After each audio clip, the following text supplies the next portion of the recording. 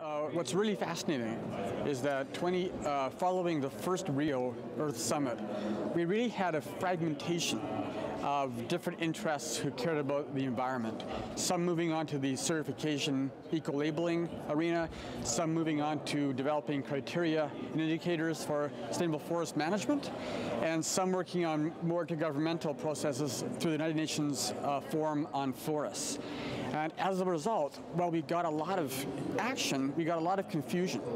And now what's happening is these same groups are coming together around the idea of promoting legality verification, which is actually a baseline standard about what constitutes the most important but limited set of forest management practices and principles. And they're all agreeing, let's start at this level and get compliance to this basic standard, which then might help foster increased efforts at a later point.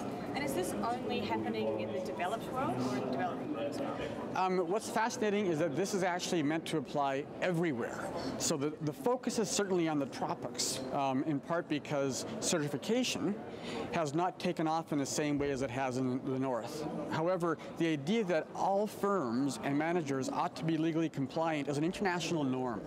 And that's important because instead of actually challenging sovereignty, as many argued the FSC did, or as a Global Forest Convention would have, this actually reinforces sovereignty by saying to governments, how can we help you meet your baseline legal standards?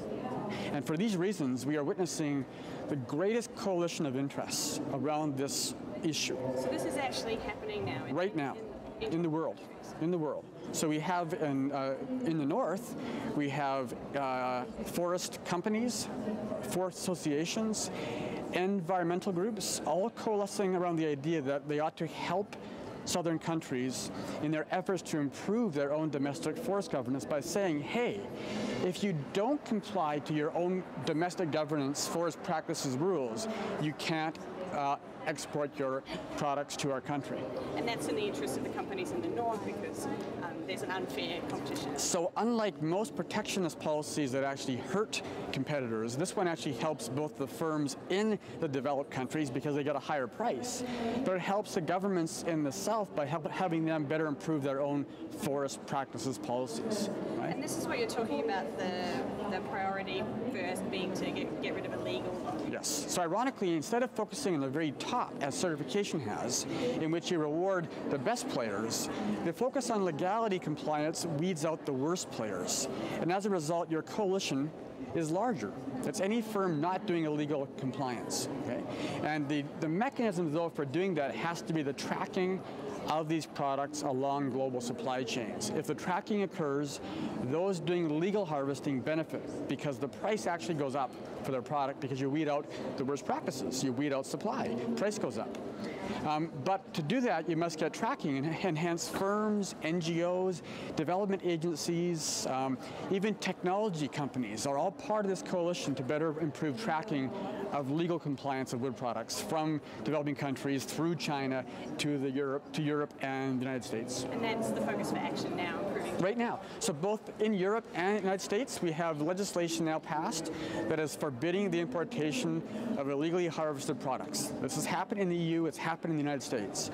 And this is all happening quickly and fast, and it's changing coalitions, and it's expanding the global community around forest management and forest practices. But how do we get from a coalition supporting getting rid of illegal timber to one that supports actual certification? Higher standards. Okay, so the argument is that right now with certification, because tracking is still very weak, ironically, you don't get the economic impact you would have if all consumers were buying a labeled product. Okay, so the costs of certification are getting pushed back onto the producers or the communities, and that means either foundations must subsidize that, or they end up vacating those promises when they can't meet that economic requirement. Okay, with a focus on legal compliance first, you then have the opportunity to actually embed this tracking system in ways that reward those who are doing legal work.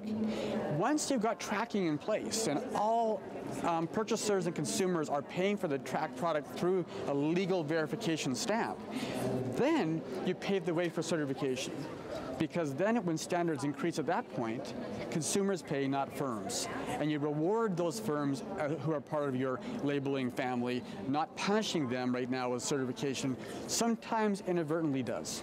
So is it realistic for SFC to aim to cover forests across the whole world? So I would say two things.